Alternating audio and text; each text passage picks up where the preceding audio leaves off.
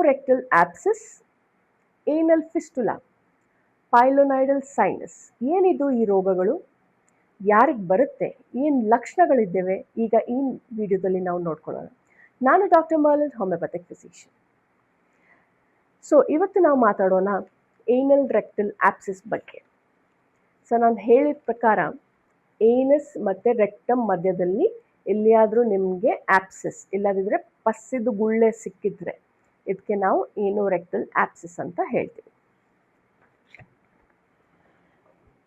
So ಈ ಚಿತ್ರದಲ್ಲಿ ನೀವು ನೋಡ್ಬೋದು ಪೆರಿಏನಲ್ ಆಪ್ಸಿಸ್. ಇದು ಒಂದು ಪೆರಿಏನಲ್, ಇದು ಮೋಷನ್ ಮಾಡುವ ಜಾಗ, ಇದು ಸೈಡಿಗೆ, ಅದಕ್ಕೆ ನಾವು ಪೆರಿಏನಲ್ ಆಪ್ಸಿಸ್ ಅಂತ ಹೇಳ್ತೀವಿ. ಸೊ ಈ ಆಪ್ಸಿಸಲ್ಲಿ ನಿಮಗೆ ಒಂದು ಚಿಕ್ಕ ಒಂದು ಆಕ್ನೆ ಥರ ಆಗ್ಬೋದು, ಇಲ್ಲದಿದ್ದರೆ ನಿಮಗೆ ಇಲ್ಲಿ ಪೈಲ್ಸ್ ಕೂಡ ಇರ್ಬೋದು. ಅದರಲ್ಲಿ ಇನ್ಫೆಕ್ಷನ್ಸ್ ಆದರೆ ಈ ಪೆರಿಏನಲ್ ಆಪ್ಸಿಸ್ ನಿಮಗೆ ಉಂಟಾಗ್ಬೋದು. ಸೊ ಇದು ಮುಟ್ಟುವಾಗ ನಿಮಗೆ ತುಂಬ ವಿಪರೀತ ನೋವು ಇರ್ತದೆ ಮತ್ತು ಸಾಫ್ಟ್ ಆಗಿ ಇರುತ್ತೆ.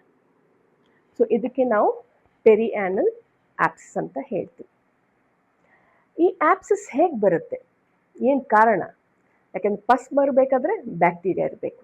ಎಸ್, ಪೆರಿಏನಲ್ ಆಪ್ಸಿಸ್ ಇಲ್ಲಿ ಕೂಡ ಅಲ್ಲಿ ಆಪ್ಸಿಸ್ ಇದ್ದರೆ ಅದಕ್ಕೆ ಮೇನ್ ಕಾರಣ ಬ್ಯಾಕ್ಟೀರಿಯಾ, ಸ್ಟೆಫೈಲೋಕಾಕಲ್, ಸ್ಟ್ರೆಪ್ಟೋಕಾಕಲ್, ಈಕೋಲೈ ಬ್ಯಾಕ್ಟೀರಿಯಾಸ್.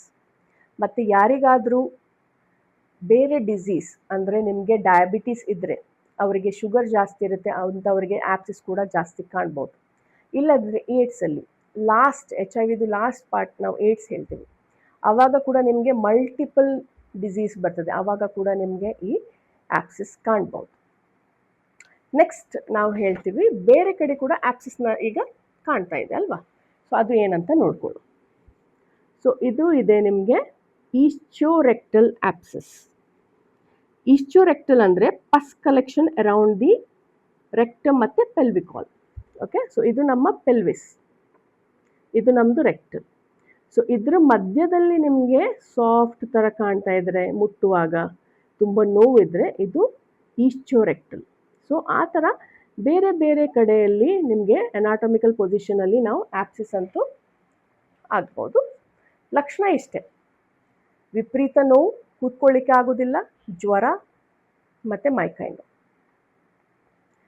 ನೆಕ್ಸ್ಟ್ ನಾವು ಮಾತಾಡೋಣ ಏನಲ್ ಫಿಸ್ಟುಲಾ ಬಗ್ಗೆ. ಏನಲ್ ಫಿಸ್ಟುಲಾ ಅಂದರೆ ಏನು?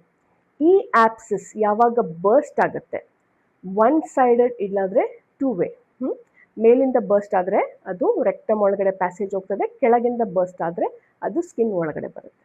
ಓಕೆ, ಸೊ ಈ ಟೂ ವೇ ಕಮ್ಯುನಿಕೇಷನ್ಸಿಗೆ ನಾವು ಏನಲ್ ಫಿಸ್ಟುಲಾ ಅಂತ ಹೇಳ್ತೀವಿ. ಸೊ ಈ ಚಿತ್ರವನ್ನು ನೀವು ನೋಡ್ಕೊಳ್ಳಿ. ಇಲ್ಲಿ ಒಂದು ಪ್ಯಾಸೇಜ್ ಸ್ಟಾರ್ಟ್ ಆಗಿದೆ, ಇದು ನಮ್ಮ ಮೋಷನ್ ಮಾಡುವ ಜಾಗ ರೆಕ್ಟಮ್ ಮತ್ತು ಇದು ಸ್ಕಿನ್. ಇಲ್ಲಿ ಒಂದು ಆಪ್ಸಿಸ್ ಇದೆ. ಸೊ ಈ ಆಪ್ಸಿಸ್ ಬರ್ಸ್ಟ್ ಆಗುವಾಗ ಒಂದು ಒಳಗಿಂದ ಬರ್ಸ್ಟ್ ಆಗಿದೆ, ಹೊರಗಡೆ ಅಂತ ಕೂಡ. ಓಕೆ, ಸೊ ಒಂದು ಟ್ರ್ಯಾಕ್ಟ್ ಆಗಿದೆ. ಸೊ ಈ ಟ್ರ್ಯಾಕ್ಟಿಗೆ ನಾವು ಫಿಸ್ಟುಲಾ ಅಂತ ಹೇಳ್ತೀವಿ. ಸೊ ಫಿಸ್ಟುಲಾದಲ್ಲಿ ನಿಮಗೆ ಏನಾಗ್ಬೋದು? ಫಿಸ್ಟುಲಾದಲ್ಲಿ ನಿಮಗೆ ಮೋಷನ್ ಮಾಡುವ ಜಾಗದಲ್ಲಿ ಅಕ್ಕಪಕ್ಕ ಎಲ್ಲಿ ಅದು ಬರ್ಸ್ಟ್ ಆಗಿದೆ ನೀರು ಥರ ಬರುತ್ತೆ. ನೀರು ಅಂದರೆ ಮುಟ್ಟುವಾಗ ಸ್ವಲ್ಪ ಸ್ಟಿಕ್ಕಿ ಕೂಡ ಇರುತ್ತೆ. ಕೆಲವರಿಗೆ ಪಸ್ ಕೂಡ ಬರುತ್ತೆ, ಅವ್ರು ಹೇಳ್ತಾರೆ ಒಂಥರ ನೀರು ಮತ್ತು ಹಳದಿ ಬರುತ್ತೆ, ಪಸ್ ಕೂಡ ಬರ್ತದೆ, ಅದ್ರ ಜೊತೆ ರಕ್ತ ಕೂಡ ಬರ್ಬೋದು. ಸೊ ಇದು ಮೇನ್ ಫಿಸ್ಟುಲಾದ ಲಕ್ಷಣ. ಈ ಫಿಸ್ಟುಲಾ ಇದು ಕೂಡ ಆಗ್ಬೋದು. ಬೇರೆಯವರಿಗೆ ಯಾವಾಗ ಆಪ್ಸಿಸ್ ಮಾತ್ರ ಅಲ್ಲ, ಈವನ್ ಟ್ಯುಬರ್ಕ್ಲೋಸಿಸ್ ಇದ್ದರೆ ಅವರಿಗೆ ಆಪ್ಸಿಸ್ ಆಗ್ತದೆ, ಅಲ್ಲಿ ಕೂಡ ಫಿಸ್ಟುಲಾ ನಿಮಗೆ ಆಗ್ಬೋದು. ಅಲ್ಸರೇಟಿವ್ ಕೊಲೈಟಿಸ್ ಇದ್ದರೆ ಕೂಡ ನಿಮಗೆ ಫಿಸ್ಟುಲಾ ಟ್ರ್ಯಾಕ್ಸ್ ಕಾಣ್ಬೋದು. ಸಿಂಗಲ್ ಇಲ್ಲಾದರೆ ಮಲ್ಟಿಪಲ್. ಮಲ್ಟಿಪಲ್ ಅಂದರೆ ಎಷ್ಟು ಆಪ್ಸಿಸ್ ಇದೆ ಎಲ್ಲದಕ್ಕೆ ಒಂದು ದಾರಿ ಆಗುತ್ತೆ, ಎಲ್ಲದಕ್ಕೆ ಒಂದು ಟ್ರ್ಯಾಕ್ಟ್ ಆಗ್ತದೆ, ಅದಕ್ಕೆ ನಾವು ಮಲ್ಟಿಪಲ್ ಫಿಸ್ಟುಲಾ ಅಂತ ಹೇಳ್ತೀವಿ. ಕೆಲವರಿಗೆ ಕ್ಯಾನ್ಸರ್ ಇದ್ದರೆ ಕೂಡ ಫಿಸ್ಟುಲಾಸ್ ಆಗ್ಬೋದು, ಆವಾಗ ಅಲ್ಲಿ ಒಂದು ಟ್ರ್ಯಾಕ್ಟ್ ಆಗ್ಬೋದು, ಎಲ್ಲ ಕಡೆಯಿಂದ ಅವರಿಗೆ ಡಿಸ್ಚಾರ್ಜ್ ಆಗ್ತಾ ಇರುತ್ತೆ. ಸೊ ಇದು ಇದೆ ಏನಲ್ ಫಿಸ್ಟುಲಾ ಬಗ್ಗೆ. ಸೊ ಹೇಗೆ ಕಂಡುಹಿಡಿಯೋದು?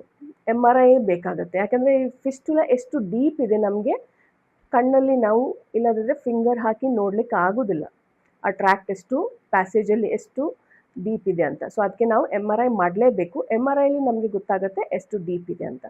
ಅದಕ್ಕೆ ಹೋಮಿಯೋಪತಿಕ್ ಮೆಡಿಕೇಶನ್ಸ್ ಇದೆ, I will discuss in the last. Next ಇದೆ ಪೈಲೋನೈಡಲ್ ಸೈನಸ್. ಪೈಲೋನೈಡಲ್ ಸೈನಸ್ ಜಾಸ್ತಿ ಕಾಣ್ಬೋದು ಮೇಲ್ಸಲ್ಲಿ. ಯಾರಿಗೆ ಇಲ್ಲಿ ಜಾಸ್ತಿ ಹೇರ್ಸ್ ಇದೆ, ಓಕೆ, ಅವ್ರು ಜಾಸ್ತಿ ಕೂತ್ಕೊಳ್ತಾರೆ, ಈ ಹೇರ್ಸ್ ಅನ್ನು ಸ್ವೆಟ್ ಗ್ಲ್ಯಾಂಡ್ಸ್ ಒಳಗಡೆ ಬಂದು ಕೂತ್ಕೊಳ್ಳುತ್ತೆ. ಓಕೆ, ಇದು ಮೋಷನ್ ಮಾಡುವ ಇದು ಕ್ಲೆಫ್ಟ್ ಬಟಕ್ಸ್ ಇದೆ ಇದು. ಓಕೆ, ಕ್ಲೆಫ್ಟ್ ಇದ್ರ ಒಳಗಡೆ ಹೋಗಿ ಕೂತ್ಕೊಳ್ಳುತ್ತೆ, ಮತ್ತೆ ಇಲ್ಲಿ ಅವರಿಗೆ ಈ ಸೈನಸ್ ಅಂತ ಕಾಣ್ಬೋದು. ಸೊ ಸೈನಸ್ ಅಂತ ಹೇಳುವಾಗ ಇದು one way tract. Fistula is a two way tract, but sinus is a single tract. So ಇಲ್ಲಿ ಏನಾಗ್ತದೆ, ನೀರು ಥರ ಅವ್ರಿಗೆ ಬರ್ತದೆ, ಅಂಟು ಥರ ಬರ್ತದೆ ಅಂತ ಹೇಳ್ತಾರೆ. ಕೆಲವೊಮ್ಮೆ ಪಸ್ ಕೂಡ ಇರ್ಬೋದು.